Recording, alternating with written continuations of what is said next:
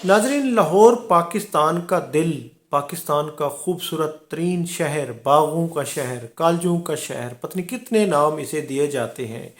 लाहौर की तारीख क्या है?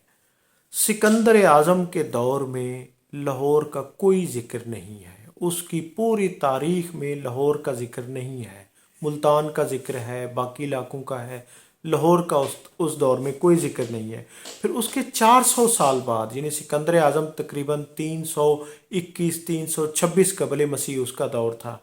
उसके 400 साल बाद जो एक बहुत बड़ा मुफक्र बतलीमूस, यूनानी मुफक्र बतलीमूस ने एक किताब लिखी थी। उसमें उन्होंने रावी के किनारे एक शहर लबूकला, लबोकला, जिसको जरखेज़ खित्ता करार दिया था, बागों का शहर। कहा जाता है कि तारीख में पहला नाम लबूकला शहर लाहौर ही था। उसके बाद तकरीबन छठी सदी में, 7वीं सदी में यहाँ पर चीनी सियाह आए। 630 ईस्वी में यहाँ पे हेवन सांग आया, चीनी सियाह। उसने जो अपनी यादाश्तें लिखी, उसने उसमें यहाँ पर एक बागों का शहर, बहुत खूबसूरत खित्ता, उसने जिसको लाहौर करार दिया। ये लाहौर की तारीख में पहला वो यही है।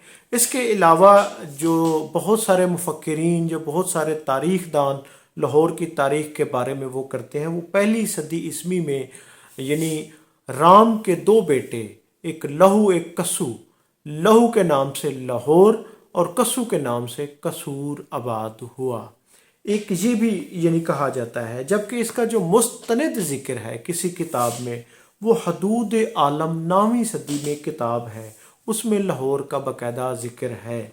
लेकिन नाज़रीन, महमूद गजनवी जब गजनी से हिंदुस्तान पर आया तो उसने 1022 में उन्होंने लाहौर को फ़तह किया और अपने जो उसका एक वज़ीर था अयाज, उसको लाहौर का गवर्नर बनाया था। और उन्होंने ही इसकी पहली यानी कि वाल तमीर की थी। यहाँ पे किले की इब्तदा हुई थी, वो अयाज ने ही तमीर कराई थी। और बल्कि कहा जाता है कि ये हज़रत अली हजवेरी भी उन्हीं के दौर में यहाँ पर तशरीफ़ लाए। बल्कि इसके बारे में भी मुतज़ाद दावे भी किए जाते हैं। और फिर यानी कि दीवार भी उन्हीं के दौर में यानी कि तमीर शुरू हुई थी। और फिर लाहौर को लाहौर बनाने वाले नाजरीन मुग़ल थे, क्योंकि शहनशाह अकबर वो तकरीबन 50 साल तक उसने अपना हिंदुस्तान पर हुकूमत की और उसका दारुस सल्तनत लाहौर था, वो लाहौर ही में बैठते थे। और उसके बाद शाहजहां यानी कि जहांगीर, उन्होंने लाहौर को मरकज़ बनाया। फिर कुछ दिल्ली में भी बैठे रहे, दिल्ली में भी हुकूमत करते थे। लेकिन मुग़लों ने लाहौर को अवलियत दी, अहमियत दी। यहाँ पे शालामार बाग, यहाँ पर बादशाही मास्क, यहाँ पर यानी कि शाही किले लाहौर को उन्होंने वसअत दी। इसी तरह और भी बहुत सारी इमारत मुग़लों के दौर में यहाँ पर तारीख़ी इमारत लाहौर में बनाई गई, जो आज भी उसी तर्ज से, उसी शान व शौकत से खड़ी हुई हैं पूरी दुनिया से, जिन्हें लोग देखने के लिए आते हैं। और नाज़रीन, उसके बाद मुग़ल अम्पायर में अपना ख़ास तौर पे ये इसके सिखों के अदवार में लाहौर को तबाह किया गया, बनाया नहीं गया। ये बादशाही मास्क और किला लाहौर के दरमियान जो हजूरी बाग है, ये रंजीत सिंह ने बनाया था। लेकिन ये भी लाहौर के दरबारों की मुख्तलिफ वो यानी कि तख्तियाँ उखाड़ कर, संगे मरमर उखाड़ कर उन्हें बनाया था। लेकिन उसने बेसिकली तो किला लाहौर को भी नुकसान पहुँचाया था और बादशाही मास्क को भी, ये तारीख में है। और मुग़लों के दौर में लाहौर को कोई ख़ास वसअत नहीं दी गई थी। अलबत्ता अंग्रेज़ों ने आकर माल रोड पर कई तारीख़ी इमारत बनवाई। और अंग्रेज़ बड़े सगीर में जो उनका कब्ज़ा होता है वो 1749 में वो काबिज़ होते हैं, इसमें ख़ास तौर पे हिंदुस्तान और पाकिस्तान के इलाकों में।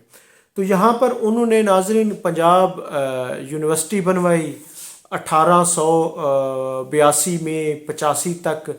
और इसी तरह फिर उन्होंने जीपीओ की इमारत बनाई, कई इमारत उन्होंने लेडी वेलिंगटन हस्पताल की बनवाई, कई इमारत उन्होंने बनाई जो आज तक कायम व दायम हैं और ख़ूबसूरती में उनका कोई सानी नहीं है। इसी तरह सर गंगा राम ने भी लाहौर में कई इमारत यानी कि कई तारीख़ी इमारत बनवाई, उन्होंने भी लाहौर की बहुत खिदमत की। تو ناظرین، راوی کے کنارے لاہور جو ہے یہ آج بھی پورے پاکستان کا خوبصورت ترین شہر ہے، باغوں کا شہر ہے، خوشبو کا شہر ہے۔ اور ایک وقت تھا ناظرین کہ لاہور میں جو نیل کی پورے برے صغیر میں بڑی منڈی تھی، نیل جو کپڑوں میں، جو عورتیں جو کپڑوں کو یعنی کہ اس کی ایک شائننگ دینے کے لیے نیل استعمال کرتی ہیں، وہ نیل کی بڑی منڈی لاہور کسی دور میں ہوتا تھا، اور یہاں پر برے صغیر کے کئی علاقوں سے بڑے بڑے تاجر آتے تھے، نیل کی تجارت ہوتی تھی۔ اس لیے لاہوریوں کو رنگ باز بھی کہا جاتا تھا، کہ لاہوری بہت رنگ باز ہیں عموماً کہا جاتا تھا۔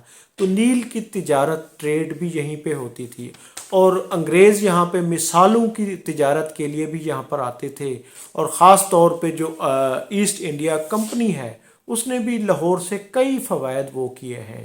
اور لاہور پاکستان کی تاریخ میں جتنی بھی بڑی حکومتیں گریں یا بنائی گئیں یا تحریکیں چلیں، ان کا مرکز بھٹو دور میں جو 9 ستارے کی تحریک تھی، اس سے پہلے ایوب کے خلاف جو مظاہرے ہوئے تھے، جتنی بھی بڑی تحریکیں ہوتی تھیں وہ لاہور سے ہی آغاز یا اختتام ہوتا تھا۔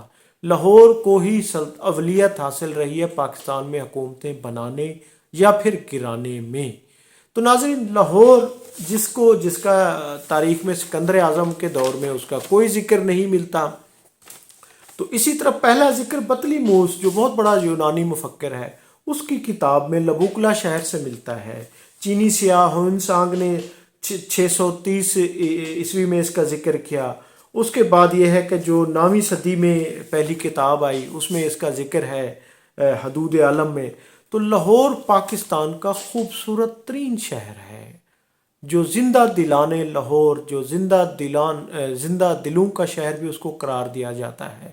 وہ لاہور کے بارے میں ہی کہا جاتا ہے، جنہیں لاہور نہیں دیکھا وہ جمیا ہی نہیں۔ ناظرین، میں ہوں عبدالرؤف روفی، اور آپ اسی طرح کی مستند تاریخی ویڈیوز دیکھنے کے لیے چینل کو سبسکرائب کریں، ویڈیو کو لائک کریں۔ بہت شکریہ، تھینک یو، اللہ حافظ۔